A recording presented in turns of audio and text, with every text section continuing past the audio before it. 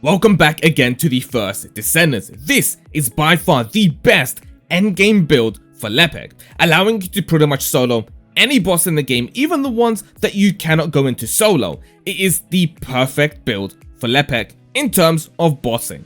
I hope you will enjoy, and remember, if you do, please drop a like down below. Let's try to get this video to 300 likes, and remember, tomorrow we'll be announcing the giveaway winner. Make sure you leave your comments down below to enter, and remember to subscribe for more. So let's have a look at the modules we're going to be using, and this is it. Obviously, you're going to have Ultimate Lepic for this. It's just the way that it works. And also, you're going to pretty much have to upgrade every single slot here. You're going to use a bunch of the catalysts, and that is it. So Firearm Master is going to completely change his ultimates, okay? Skill extension for that skill duration. Fire Specialist for that increase in power. Also increase in power with Fire Synctatum, and our critical hit resistance is also going to be up.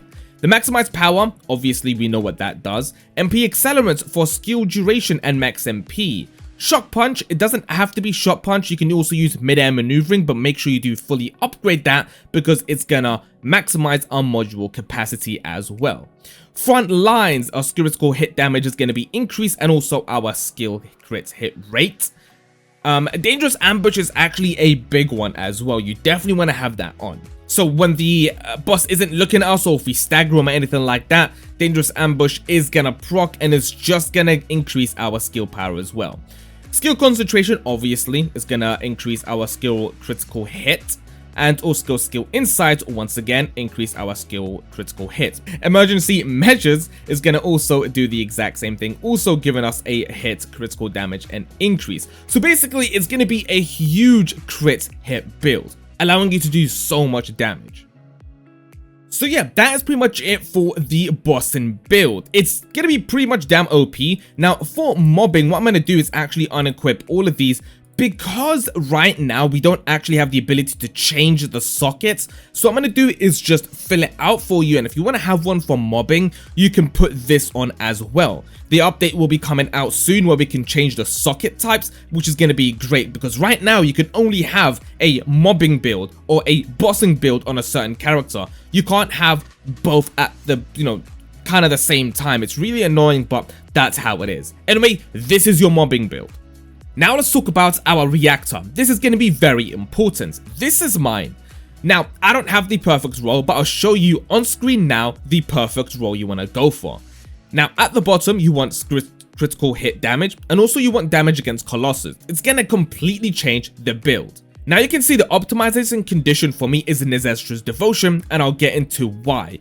But you want one with either impact rounds or special rounds. I'll show you how to get the perfect reactor if you don't already have it. Now our components are going to be basically the Slayer set, and I'll show you what exactly you need on those. So for my sensor, I have defense and max HP. You definitely want that. For our sensor, this is where it's most important. You want max MP on this, okay? Your max MP is going to be very, very difficult without it, okay? You're going to not be able to fire as many shots and deal as many damage, so make sure you get that. Now, for my memory, I have max defense and also max shield, and also for my processor, I have max HP and max shield, just for that extra bit of resistance. And obviously you get this set from Pyromaniac, so go ahead and farm him.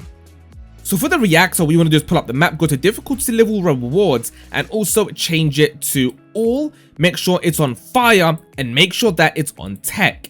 Right now, you can farm impact rounds, tech, fire, reactors in the Mountaintops White Knight Gulch. Go do any activity, you can go ahead and do the reactors, you can go do the void missions, you can pretty much just kill any enemy in here and they will drop that fire tech reactor. Make sure you get the right perks and you are good. Now the reason why I want you to get a impact rounds reactor is because it's going to work great with either Nezestra's Devotion, or even a weapon like the Perforator, I think that's how you pronounce it. It's going to work great because of this reason. You want to have sharp precision shots, and also you want to have fire rate up on the impact weapon. This is going to increase the fire rate of Lepic's ultimate move, allowing you to fire more rounds, dealing even more damage. This is how it's done. So when you do use your ult, make sure that you have the hand cannon or whichever impact round weapon you're going to be using while you're going to be using the ultimates. So what we're going to be doing with the ult, I'm pretty sure you guys know this. If you don't, this is it. What we're going to be doing is not clicking and shooting, but we're going to be holding down the button, allowing the fire rate to keep going up, as you're going to see right now. So there you go. The fire rate will go up, allowing to deal more damage. The numbers are going to be going crazy, and you're just going to be melting bosses. Alright, Frostwalker, let's see exactly how fast we can go ahead and kill this guy. I'm pretty sure he's just going to die instantly, but let's go see.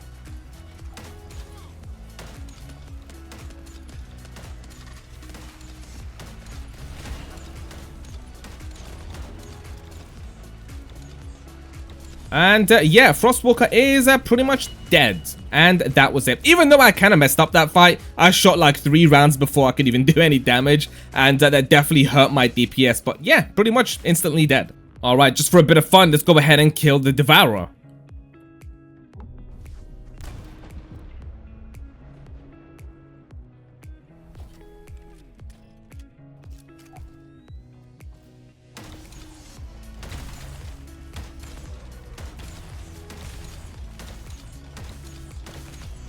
Alright, even though we got no critical hits then, he pretty much just died.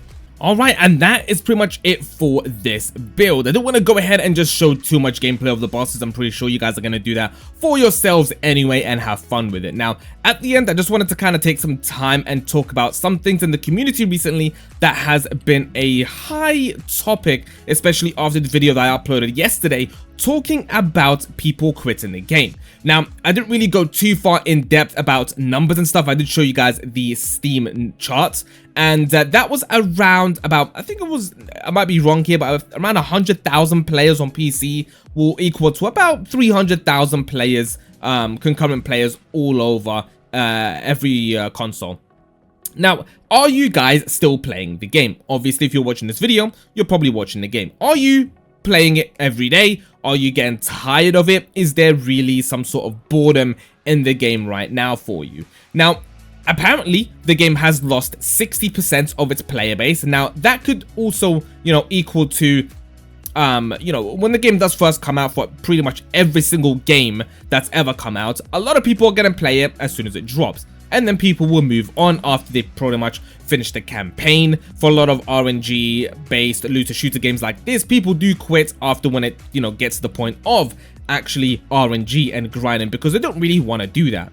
Are you that player that's pretty much done with it now when it comes to the real hardcore grinding? I mean, for example, for the character Lepic right here, if you do want to get him to a perfect character, you do have to pretty much go ahead and use a crystallizing catalyst for every single slot here.